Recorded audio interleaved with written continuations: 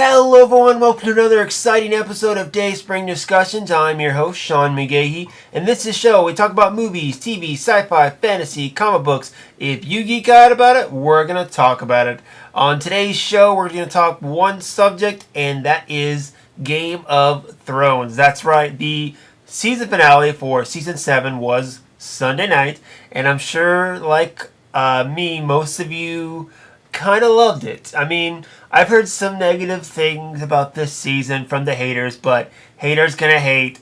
I, for one, enjoyed this season, so now I'm gonna sit back. I'm not gonna do just kind of a finale review, but more of a season review about it, and then you guys fire back on the Gmail account, dayspringdiscussions@gmail.com. Hit me up on the Facebook group or on Twitter. Let me know what you thought about it as well. Now, lately when I've been doing season reviews such as Voltron, Legendary Defender, and The Defenders, I've been doing episodes where I take notes each episode and then I talk about it. The difference is, with those shows, they all come out at the same time. I usually binge watch them. It's easy for me to take notes. With this, where it airs every week, I didn't take any notes. So that's why I'm just going to do more of a season review and I go character for character. So pretty much I've got the IMDb page pulled up for Game of Thrones Season 7, and I'm just going to go through each character, talk about kind of their character arc, what I thought about it, where I think they're going, and, you know, just overall how I felt about their season of Game of Thrones, given the fact that we only have 6 episodes left of this series. And I gotta say, I'm a little bummed out, but I'm also a little excited about it, because this show has been so phenomenal, and I put it probably right up there, unless they completely botch this last season. I think it's going to go down as one of my favorite series of television ever, right next to Friday Night Lights and Entourage. I know it's a little odd for those 2 other picks, but I like them. It's my personal taste. Sue me. I'm also a little excited that it's going to end, because unlike other shows that go on for way too long, the producers of this show, was it Davidoff? What are their names? I forget their names. I always forget their names. And look right here. David Benioff and D.B. Weiss. These guys, a beginning and an end.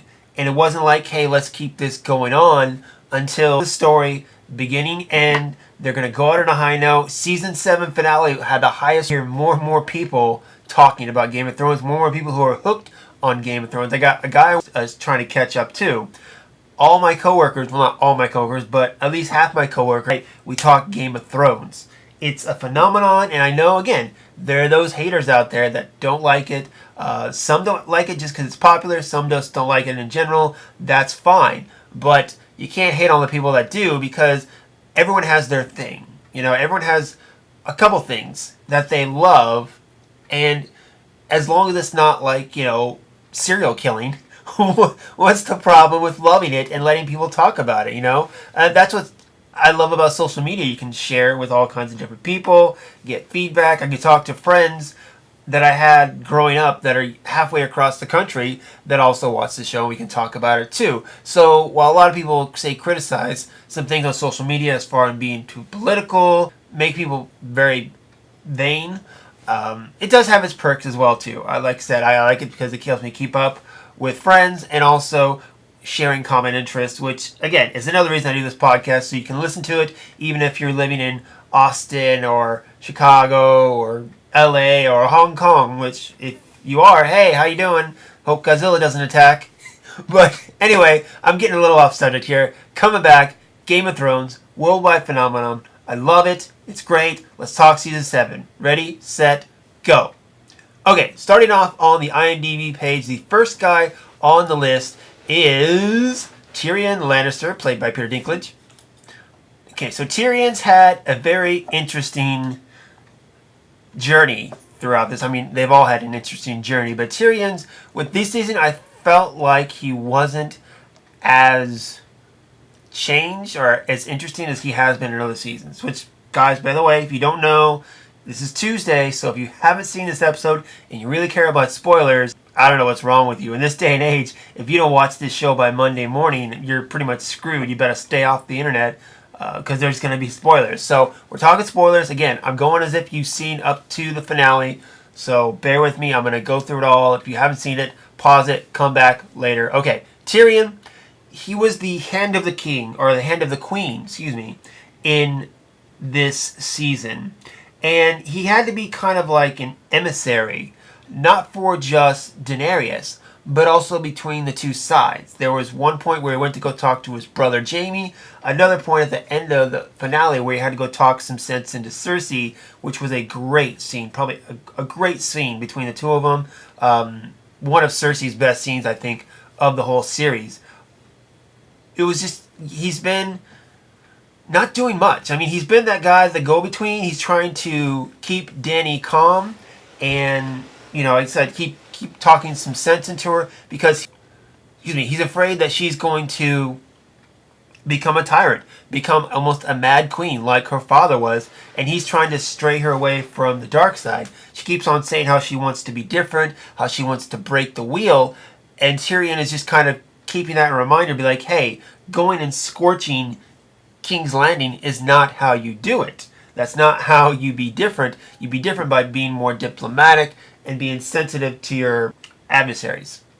I think Tyrion really came into his own. Really, the thing that mattered in this season for him was that season finale where he was kind of that go-between between Cersei's side and Dany's side, basically between his siblings and Dany. And I think, again, it was all about that scene in Cersei's office. Tyrion goes to talk to her thinking he might die because she wants him dead. But they talk it out. It's a great, great scene between the two of them. A lot of character moments. And I think that for Tyrion, that was really his moment. Now, skipping ahead in this episode to the very end, let's talk about the, thing that happened between Dany and Jon. Outside their room, Tyrion was watching or listening like a little perv, even though we know that's not what the case was.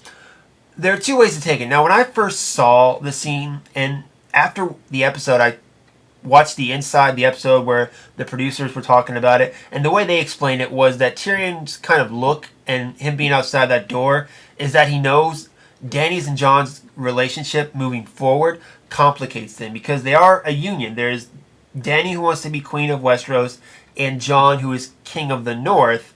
And if they're together, it's a union, but also a very delicate union because if something happens to their relationship, the whole thing goes sour. Their whole battle against the White Walkers and her agreeing to fight with Jon, it's a very delicate situation. It's like any relationship problems where friends, I guess, have to choose sides after the breakup, or if they're in an argument, they have to choose sides. Only in this case, it's millions of people in the land of Westeros that have to face the ramifications of this relationship if it goes sour. And from what I understood and from what the producer said, that's kind of what that moment was with Tyrion outside the bedroom.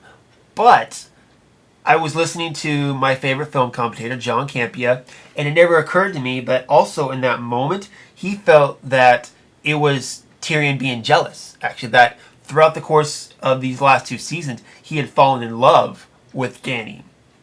And I never thought about that until I went back and looked at the scene in a different way, and it could be interpreted that. That could totally be a possibility, which I totally get. And Tyrion, as we know, has not had a lot of luck in the love department, going all the way back to Shay. I think that was Tyrion's big love of the series that, of course, turned sour. I don't see him falling in love again, but at the same time, both Dany and Jon had former loves that were a great impact to them, and they seem to have moved on. Tyrion, maybe he's moved on to Dany, and we're going to see something about that. I will say, if that is the case, this is going to be a final season of love triangles. Many, many love triangles, I feel, are coming ahead. Okay, going down the list, we got Jaime and Cersei Lannister. I'm going to do these together because I think I can't talk about without talking about the other. Cersei, at the end of season 6, we saw her claim the throne as queen. And how she got there was she was married to Robert and they had kids. Well, her husband died. Then all of her kids died. There was no one to claim the throne, so that's why she took it.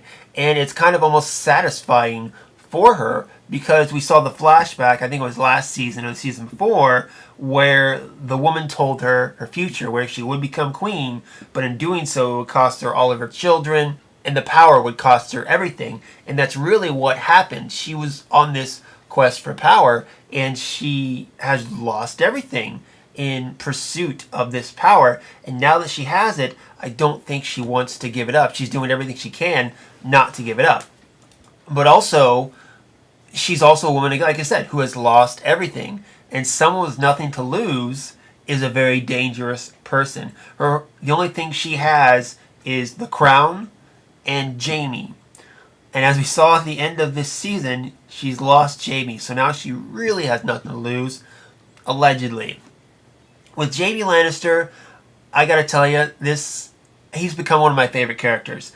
At the beginning of the series, I hated Jamie. The way he was just, a prick, just a Lannister villain, so to speak. But when he got captured and Brienne had to walk him all the way back to King's Landing, through that journey, he learned a lot. It's kind of like what I always like to tell people who are just starting out in life, is to go out of your comfort zone, go out from what you know.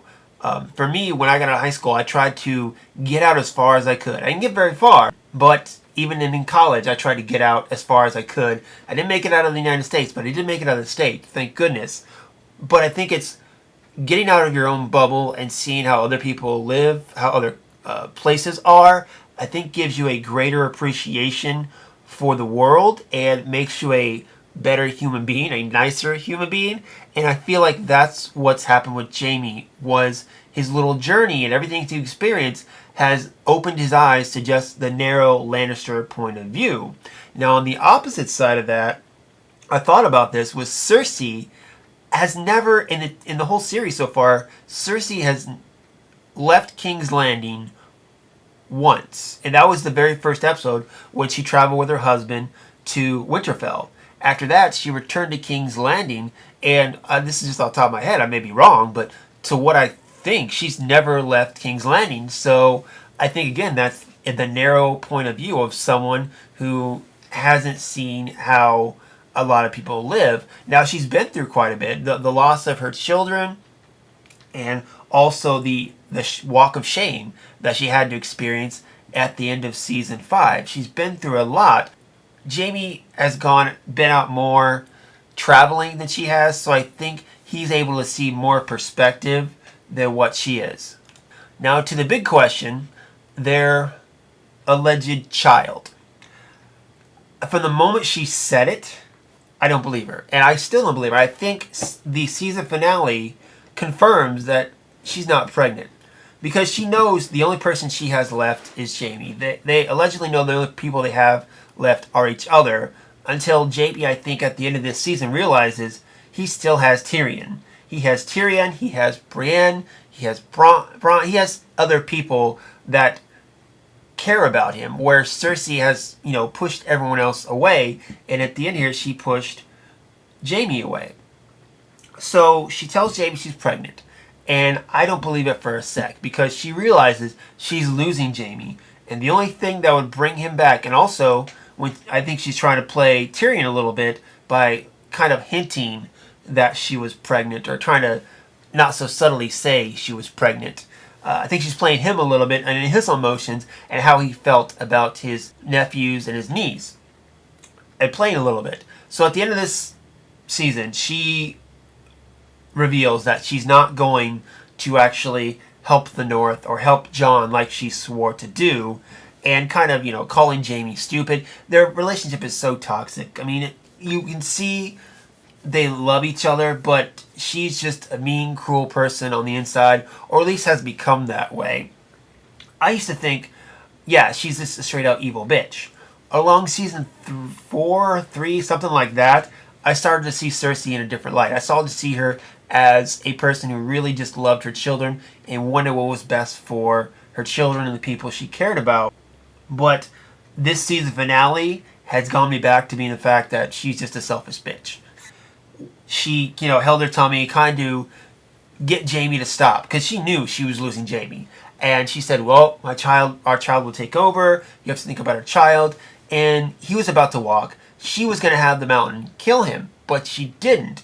And when she didn't, that right there leads me to believe that she is not pregnant. Because like I said, she realizes the only person she has left that she actually cares about is Jamie. And if she were truly pregnant, she'd be like, what do I care about you? I got our child on the way. Lob his head off. But she didn't.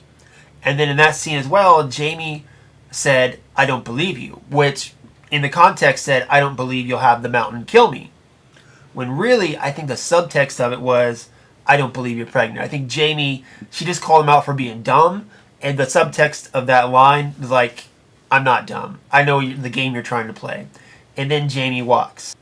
And we see him right out of King's Landing, I think he's going to go to Winterfell, in my opinion. But we also see the snowfall, which is great. Winter has finally come to King's Landing.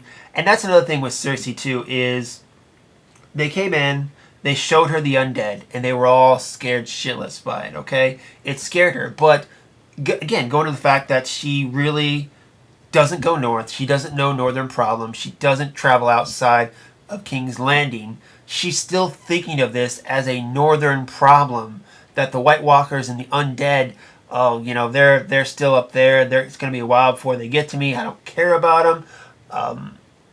I think it's gonna bite her in the ass in the end. I mean, it already has, given the fact that it's her versus everyone now. It used to be, at the beginning of the season, it was like Jamie and Cersei versus everyone. But now it's, I think it's going to be the opposite, where it's going to be Cersei and Euron, which, by the way, I think Euron Greyjoy will marry Cersei. I think Cersei's going to marry her because Jamie's gone and he wants to marry her, and she's the only ally she has at this point, so she has to, I think, seal that up with a marriage to, again, keep her power. But the snow falling at the end of this episode was so great because, again, winter has come to King's Landing. Winter has come to the south. And if this should be an indicator to Cersei that the problems of the north, these White Walkers, everything that she thinks is not her problem, is her problem. Now, I think she's going to face it. I'm not sure because as of right now, we think she's still an ally with them, even though with Jon and Dany, even though she's not. I'm sure Jamie will get up there, say, hey, nope, Cersei's not going to honor it, and then you're on your own. I don't know what's going to happen at that point, but I think Cersei is going to be totally screwed by the end of this series. I'm surprised she lasted this long. I had my prediction that it was going to be, this season was going to be the battle for the throne, and then next season was going to be the battle for Westeros against the White Walkers, where everyone, is settled in. Cersei probably died. I'm still saying that Jaime is the one that's going to be killing Cersei. He was the Kingslayer. I think he's going to be the Queenslayer now. I'm still saying he's going to have to kill the woman that he loves. Speaking of incestuous relationships, next up we got Daenerys Targaryen and Jon Snow, or as he's going to go by another name, Aegon Targaryen. Is that his first name? I forget how you pronounce it. But okay, starting out with Dany. She has had quite the evolution in this show. She started off as this, frail young woman who really was very submissive to her brother and was married off, but through the course of the show has become a very strong woman.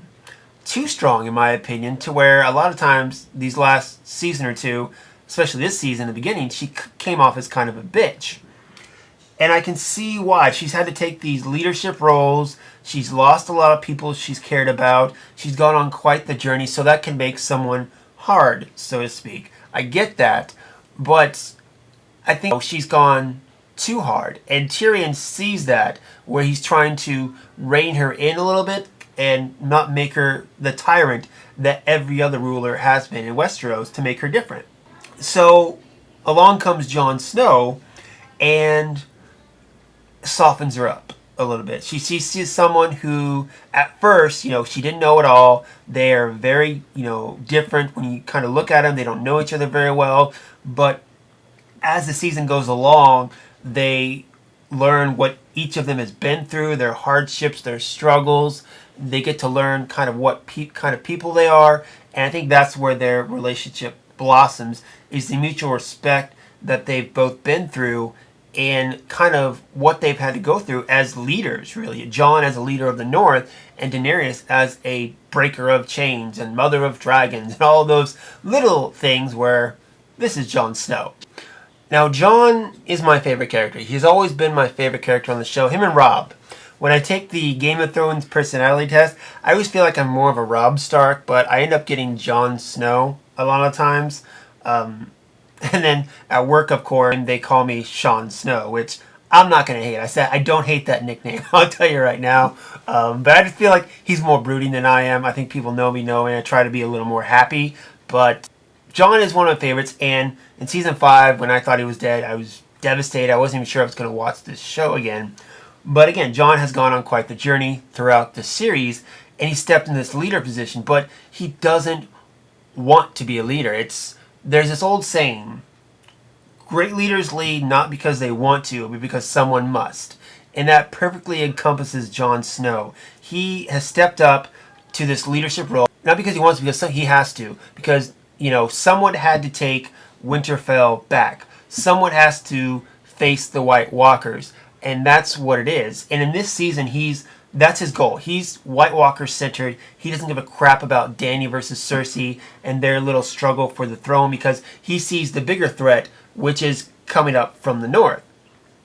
So he really doesn't care. And his whole thing this season is trying to convince Dany of that with, coming to her and also taking her to the cave where, showing her the pictures of the White Walkers and the first children of the forest and stuff like that. That was kind of his whole base of this season, and in doing so, he fell in love with her, which of course complicates things quite a bit. Now, the other person, of course, we can throw into this little love triangle, or I guess it's almost a square now, because you have Jorah Mormont, who was cured of his grayscales with the help of Sam Tully. No, what's his name? Sam. What's Sam's last name? It's here. I have him. What is it, Sam? Sam, what's your last name? Tarly, that's what it is. He is able to get rid of his grayscales and return to Daenerys. But by the time he gets there, he sees what everyone else sees, I think, except for Jon and Dany, which is their blossoming relationship. There are times in this season, at the end there too, where he's suggesting one route, Jon suggests another route, and she goes with Jon. And Jorah's like, damn. And he's getting the nickname Sir Friendzone, and it sticks. He's never going to get in. When they first showed Jon walking into Dany's room, I thought that was actually Jorah that had his sticking his head out there kind of watching it. Turned out to be Tyrion. Now, Jorah is, yes, he's in love with Dany, but he truly believes she is the chosen one, the one who should be queen. So he has that side of feelings, but he also has that side of, hey, I know she's the queen, and, despite my feelings, I'm going to serve her as best as I can. One of the reasons that she goes up to play Beyond the Wall with Jon and the rest of the guys, I think that's part of the reason along with that. Maybe even a little bit of like, hey, let me get to know this guy that Dany's falling for, perhaps even. Like, let me see if he's actually worthy of Dany. That might be kind of what it was, but in any event, it could be this little love triangle between the two of them that I was just loving. Like, when he came back and you saw the looks between the three of them, that was the best. I love those looks. Now it looks like he might be throwing Tyrion in the mix, where this girl, she's like catnip. Like, everyone wants a little piece of the kitty, I mean, everyone that meets her, I swear to God, falls in love with her. That's maybe a curse of hers, but, I mean, she is hot. I'll give you that. Totally beautiful. Kind of a little too bitchy for my taste, but she's definitely hot. She's definitely got a presence to her. Oh, hell, let's be honest, I'd probably fall for her. So at the end of this season, Dany and Jon consummate their relationship. Not to sound pervy, but I kind of thought there was going to be more to it. Like, the whole season, I knew they were going to hook up before they found out who Jon really was, because, if they find out who he is before they hook up, then they'll be like, okay, not going to hook up, goodbye, or maybe they would have, but this complicates things even more. The fact that they're falling in love with each other, and then they find out the truth later on, probably when they get to Winterfell and Jon talks to Bran. That'll be an interesting scene. I'm gonna love that scene. But they consummate their relationship, and we all know what this means. This means Jon is her nephew, and it's gonna lead to a lot of complications, both between their relationship, but also in their battle against the White Walkers, and the fate of Westeros is what it's going to lead to. Now, Dany also lost one of her dragons, one of her children. Her whole thing, especially towards this last couple episodes, was about her not being able to have children. The dragons are her children, so her losing one of her dragons was devastating to her. I can only imagine what it's going to be like, too, when she sees that one of the dragons has turned against her. We saw, of course, the Night King was riding one of her dragons. I can't remember the names of the dragons, so I'm just going to call them the dragons. But he was riding it, and I'm really interested to see a dragon fight. I want to see a dragon fight, and here's what I'm picturing. I'm picturing the Night King on one dragon, Daenerys on another dragon, and Jon on the third dragon. That's what I'm picturing. If not Jon, I'll put Tyrion on there, but I think Jon's going to be the one, given that he is half Targaryen, and we saw how the dragon was submissive to him. And again, that scene right there, I think, was another thing that kind of drew Dany in, where the dragon was very friendly with Jon, and then Dany was like, this is interesting. This guy must be pretty cool if my dragon likes him. The meme going around for that was, if your dog likes your new bae, that maybe he's cool after all. But I can see at the end that going on.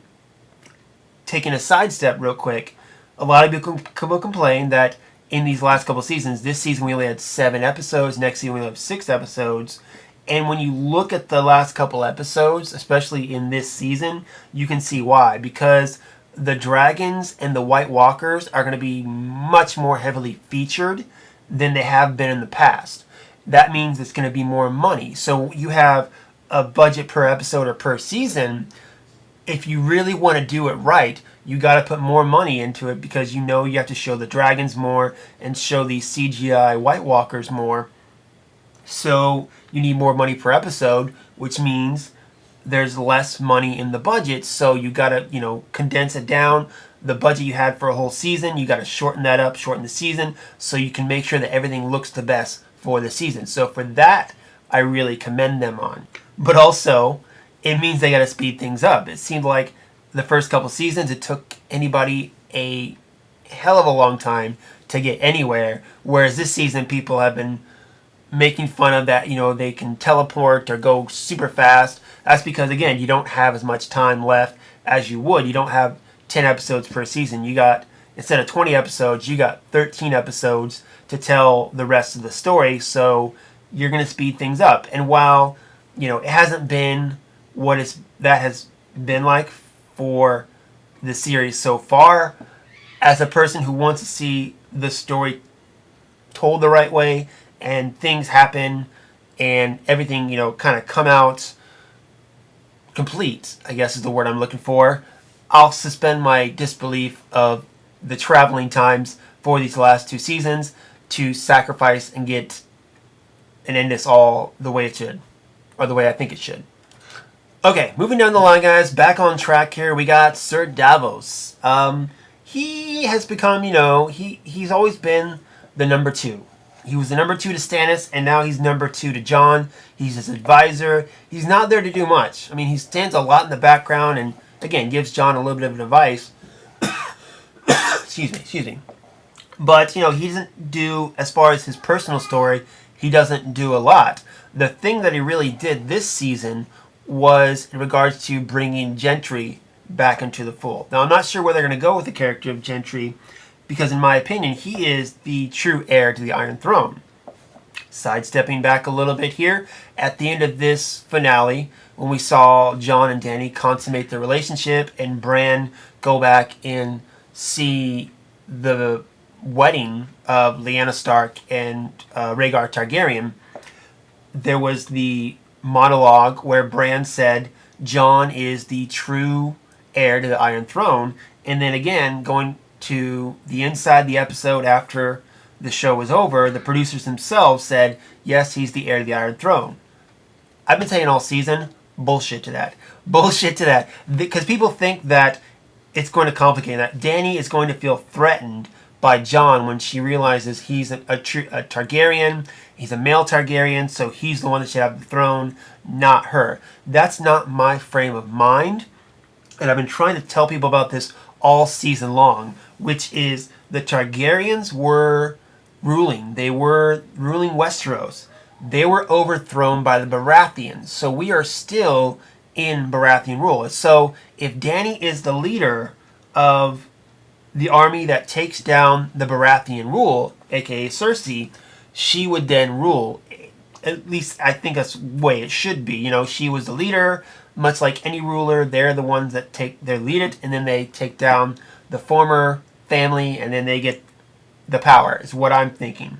And Jon has bended the knee to Daenerys, so he's not, the leader. She is. He's answering to her still, in the respects of Westeros.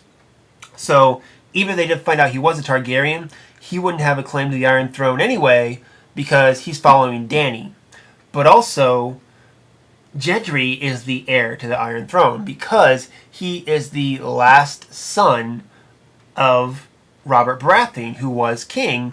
And again, we're still in Baratheon rule. The only reason Cersei sits on that Iron Throne is because she was married to Robert when he died, and there are no more children to take their place. That's the only real reason she's on the throne, is that. Gendry, being the son of a male son nonetheless, is the one who has the best claim to the throne. I'm glad they brought him back. I hope they throw that in there. I can honestly see, people always ask, who do you think is going to be sit on the Iron Throne when it's all done?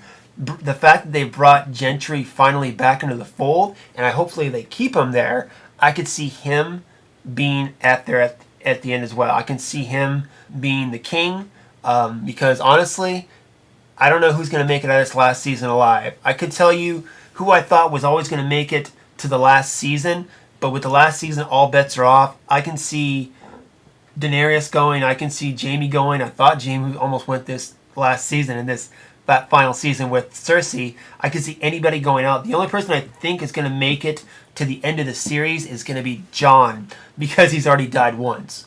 And when they killed Jon, they really changed the tone of the show, because this show is all about killing people off and shocking people on how they killed them and killing fan favorites and all that stuff. I was devastated when they killed Jon, and if they didn't bring him back, like I said, I might not have continued watching the show. I like that they brought him back. He still had more things to do, as they've seen with these last two seasons, but they can't. It's much like how people criticize the Marvel Cinematic Universe, to where they kill people and bring them back. That's not how it should go.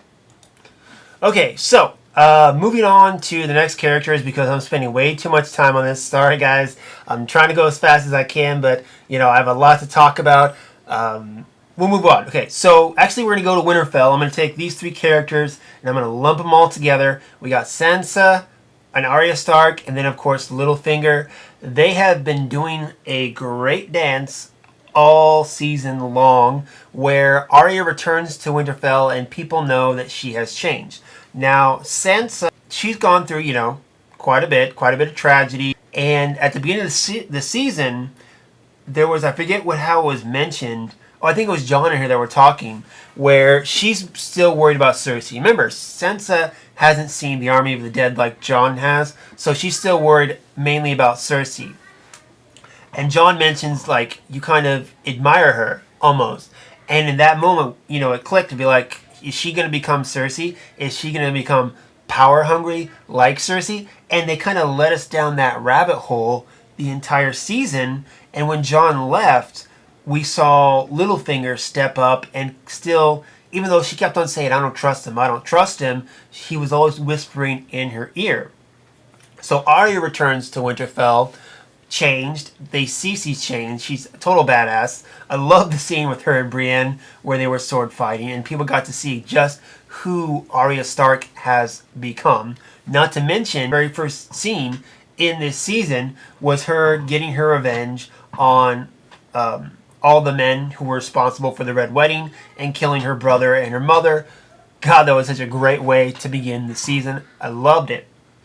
So they finally see what Arya's become, and Arya, you had that moment where she looked up and she gave Littlefinger a look, and she knows he's not good for Sansa, he's not good for Winterfell. She knows he's playing his own game, and he eventually has to get taken care of.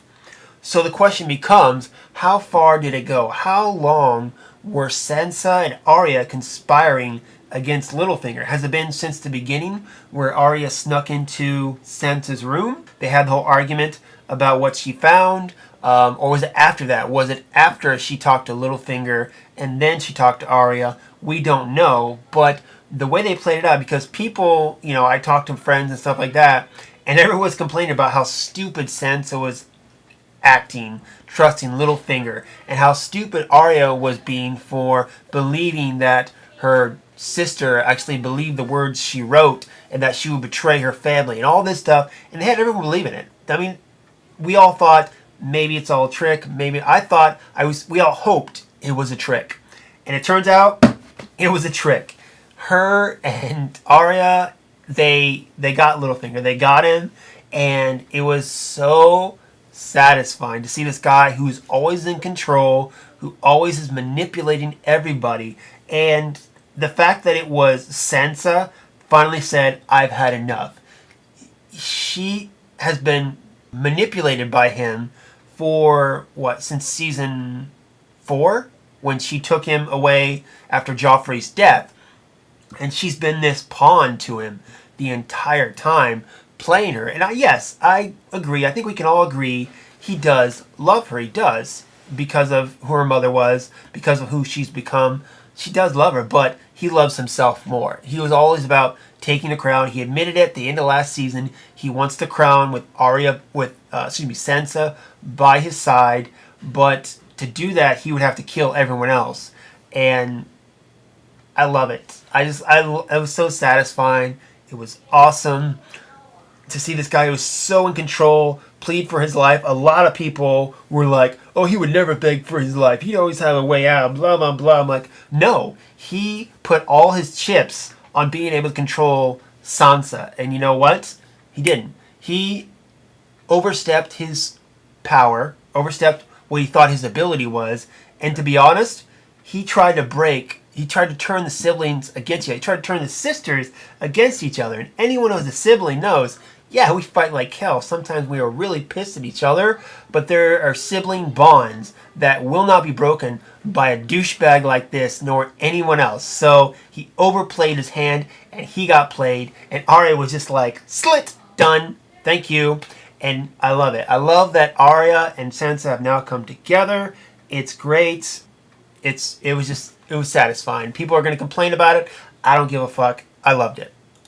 Where these two characters go from here, I don't know, because everyone is coming back to Winterfell. Jon and Dany are coming back to Winterfell, and really, I want to see what their role is from here on out.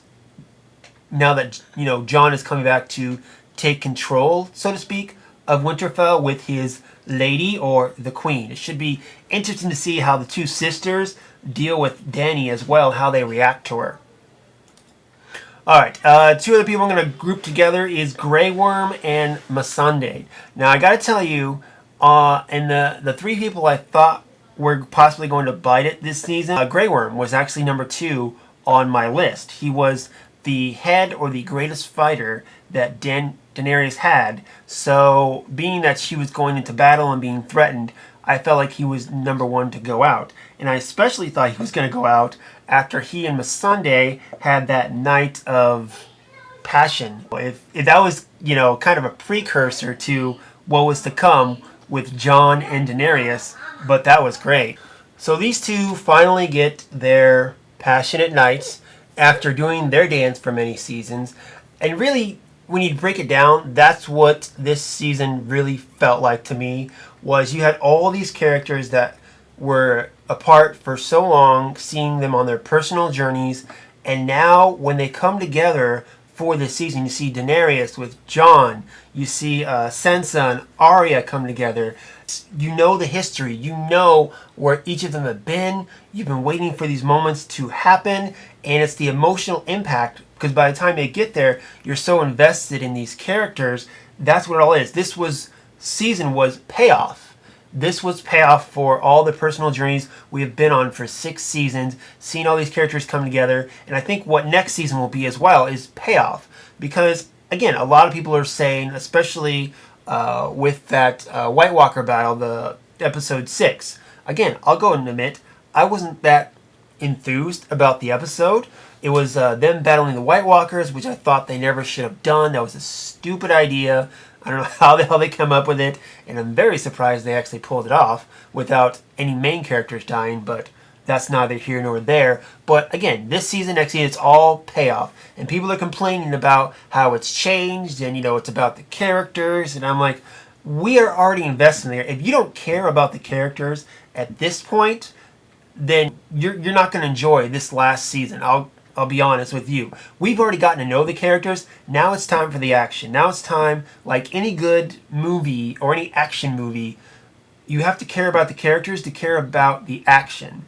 And we spent 6 seasons of drama with these characters. Now it's time for the action. And if you truly care about the characters, if you truly latched onto them, you're going to care about the action. To me, it's a matter, too, of if I believe certain characters are going to die, because that's really what this show's all about, is killing your favorite characters, surprising people, thinking characters aren't going to die. From the very first surprising death of Ned Stark, this show is known to rip out our hearts and surprise us.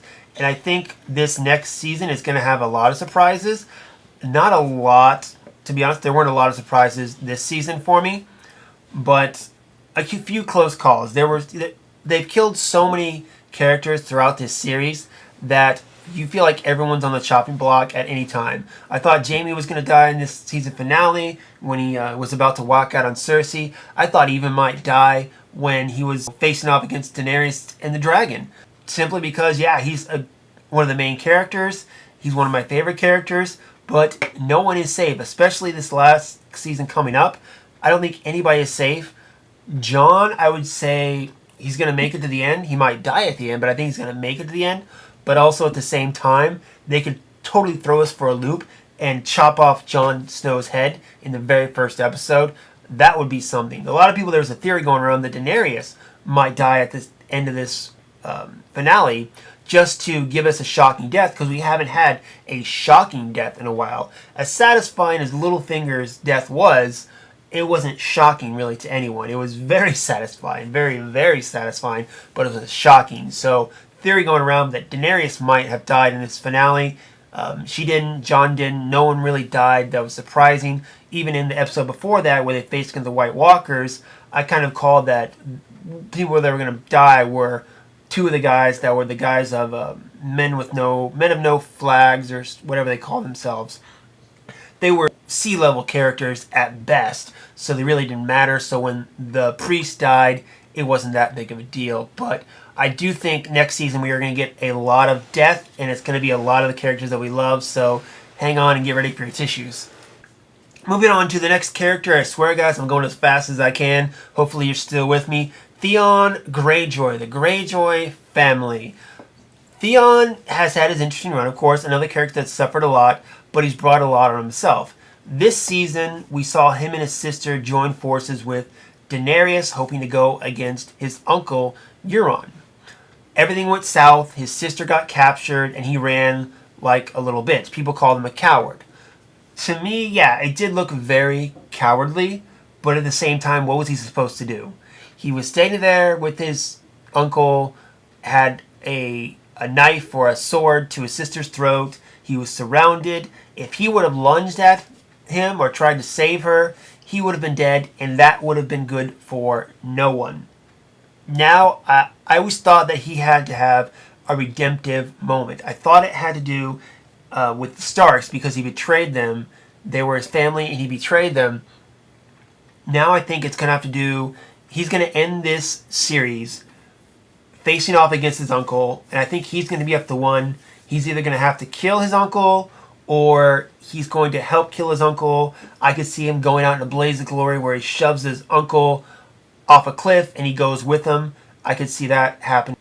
I really love, though, this final scene with him and John, and about how he was talking about how he's so sorry and he wants John to forgive him and all this other stuff. And John understands, where he's like, Therion is talking to him about how he's going to go save her, and John's like, what are you doing talking to me? And John, while he can never truly forgive him for what he's done, like he said, he'll forgive him for what he can, and he realizes that he has a mission now. It's John's bigger picture. You know, he's not going to do this petty squabble with anyone who is not living. His beef is with the dead, with the White Walkers. So anyone who is of living that he might have a problem with, he's going to move on to the bigger picture. But that scene was great, because also in that scene, I got a bigger sense that this story, one of the parts of this is, of course, about family, but it's also Ned Stark was so prevalent in this half, or in this episode, I guess, the finale. Ned Stark was very prevalent in this finale, and in that scene between Jon and Theon, I had this epiphany about this story, that it's about the sons of Ned Stark. You had Robb, which was the full-blood son, you have Jon, who was the bastard, and then Theon, who was the adoptive son. And all three of them, how they were raised by him, and how they all had different journeys. And I was getting kind of that sense of everything, and kind of looking at that aspect of the show. It was an epiphany to me in that scene, and I really loved it as, you know, as a guy, as a father, as a son, as a brother. I really latched on to that scene very well, and gave me a new sense of how to look at the show and these characters. Speaking of brothers, there is Brandon Stark, the three-eyed raven. Oh my. So at the beginning of the season, we see him get to the wall with Mira, and he's fully kind of in the three-eyed raven. He's still learning his powers too, but he is, much like Jon, he's bigger picture. He's thinking about the White Walkers. He's not thinking of anything else. And the scene that really threw me off with Bran is the scene with Mira, where she's going back home, and Bran just kind of shrugs her off. You know, he's like, I kept you alive. My brother died for you. How can you treat me this way? It's because Bran is really not himself. Brandon Stark is dead. It's the three-eyed raven. That's who he is. His whole purpose, him going back to Winterfell and hooking back up with his siblings, is just a way to, again, fight the White Walkers. There is no Brandon Stark. It's just three-eyed raven, and he saw the vision. So Brandon's vision, very important. The one that he had with Sam at the end. This changes the game, I think. With we come to find out, we were hinted at it at the end of last season, where we find out Jon's true identity. He's not the son of Ned Stark. He's the son of his sister Lyanna, and Rhaegar Targaryen. So we find that out last season, but what we find out this season is that Robert's Rebellion, the thing that started Game of Thrones, was Robert and Ned went to fight against the Targaryens, and the Lannisters were their bankers and backed their war against the Targaryens because they felt that the Prince Rhaegar had kidnapped Lyanna, and Robert was in love with Lyanna and said to be betrothed to her. So they went to war with the Targaryens and took them down in order to save the kidnapped Lyanna Stark. And what this confirms, what the season 7 finale confirms, is that Lyanna was not a prisoner. She was in love with Rhaegar. They got married. They had Jon. He wasn't a bastard. He is a Targaryen. And it changes the whole aspect of Game of Thrones, because last season we found out he wasn't Ned's son. He was, Lyanna's son, promised to keep him safe. Because Robert, as we learned from season 1, has a bit of a temper. And if Robert had found out that Lyanna had a son with Rhaegar, he would have killed him right off the bat. Right off the bat. Because of his rage, how that would have made him feel. What this new piece of information makes me feel personally is that it puts Robert Baratheon in a much worse light, where he was almost the bad guy in the situation where he was trying to, seize Lyanna for himself and take her away from the man that she loves. I always wanted to see a prequel book series, whatever, about Robert's rebellion and young Ned and all that. I think it'd be really cool.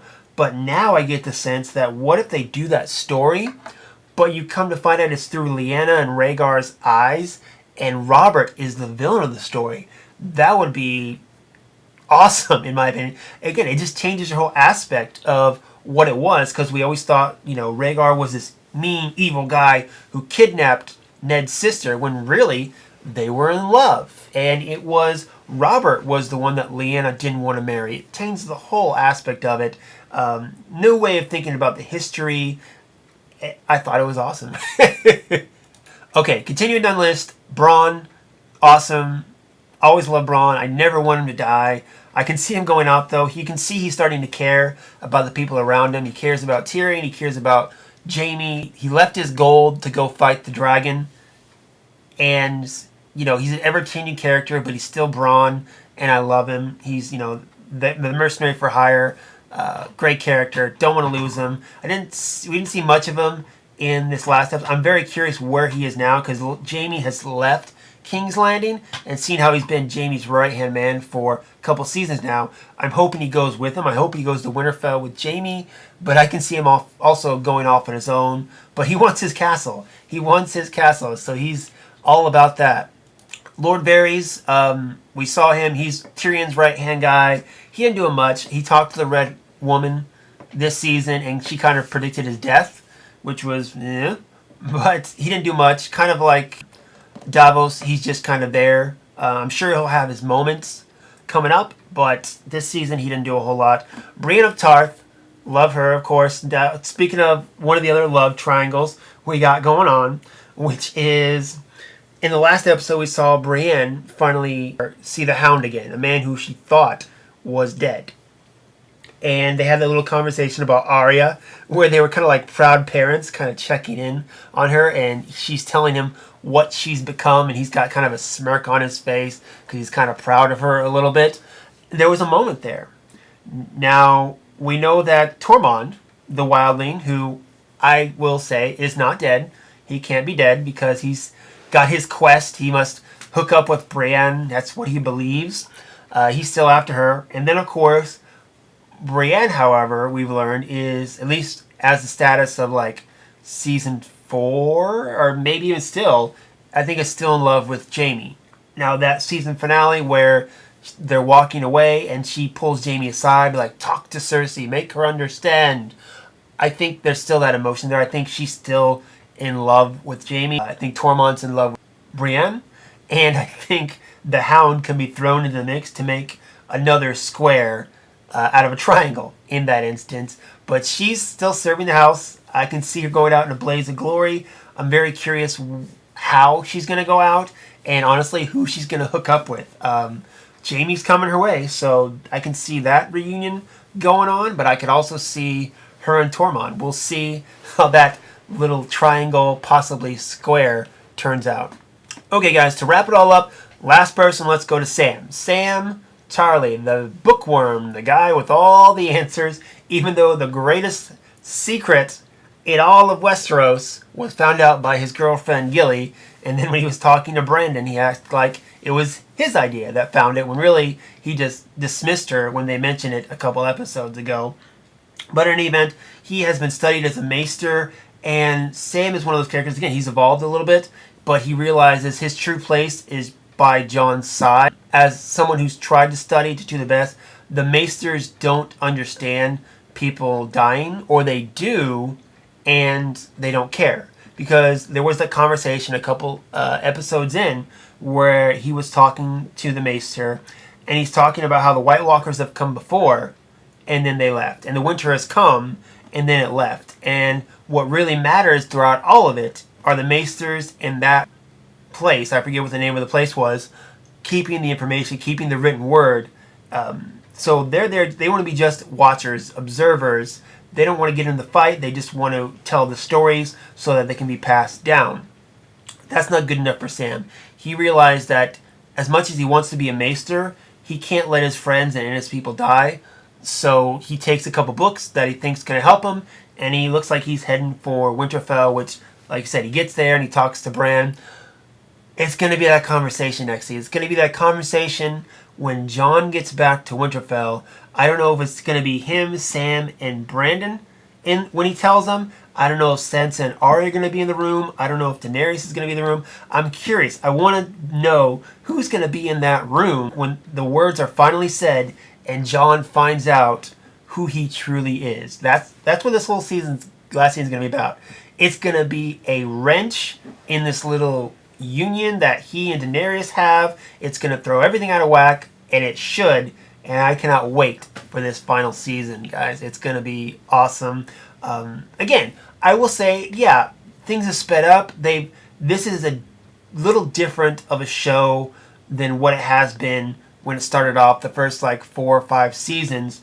But I understand why. We're not following the books anymore. It's uncharted territory. And also, we're coming to the end. You have to tell the end of the story as well as you can with what you have as far as characters, but also budget-wise, which is why, again, these seasons are a little shorter. You want to have the big spectacle of the dragons. You need the money to pull it off, so that means you got to condense that season budget to pull everything off. I get it. I'm satisfied. I think, I wasn't as satisfied as I think a lot of people was with the 6th episode, but the 7th episode brought it back to the characters, the relationships. Again, this season has all been about the relationships between the characters. It's the payoff of all their journeys coming together for a common goal, minus Cersei. And I'm very curious, much like everyone else, how it's going to end. I'm very excited to see how it's going to end. Unless they totally botched this last season, it's going to go down, I think, as one of my favorite series ever. And now it's time. Let me know what you guys think, okay? I talked here for an hour, just by myself about Game of Thrones, which, if anyone who knows me or hears me talk about Game of Thrones, should be of no surprise. But let me know what your theories are. I want to know, do you think I'm right on anything? Do you think I'm wrong on anything? Let me know. Hit me up, dayspringdiscussions@gmail.com, Facebook group, Twitter. Also hit me up personally. I'm on Twitter and Instagram, SlimDayspring12. Gosh, I hope we don't have to wait 2 years. There is rumor that we're going to have to wait till 2019 for more Game of Thrones. I better hope not. But I am excited, too, to see there's talk of spin-offs coming. And I want to know what those spin-offs are. I want to see how that goes. I know spin-offs are never as good as the original, but given the ideas, I think the way you can go with this world, much like, say, Star Wars, there are so many stories to tell in the Star Wars universe because it's so rich. Same thing with this. There are so many stories to tell in the land of Westeros and beyond. There's a lot of ways you can go with this, and I'm just super, super excited to see where the future of this is. I know HBO isn't letting go of this franchise. I know they want to drag it out as long as they can so they can make the most money possible, but just do me a favor. If anybody's watching from HBO or listening from HBO, which I know they're not, just give us the next. Give us the final season, and by then I'm sure you're going to have an idea of what the prequels or spin-offs are, and let us go from there. Trust me, Star Wars didn't end with the films. Harry Potter didn't end with the films, and neither will Game of Thrones when the series is over. I think it's going to be around for a long time. And again, haters going to hate. That's what we're going to do. But in the end of the day, it doesn't matter what people think. It's what you think. Game of Thrones is something I've enjoyed since season 1. And yeah, I've had a few complaints about it every once in a while, but it's something that I love. It's something that I love talking about. When we all find those common interests, it helps bring us together because there are a lot of things in this world that divide us.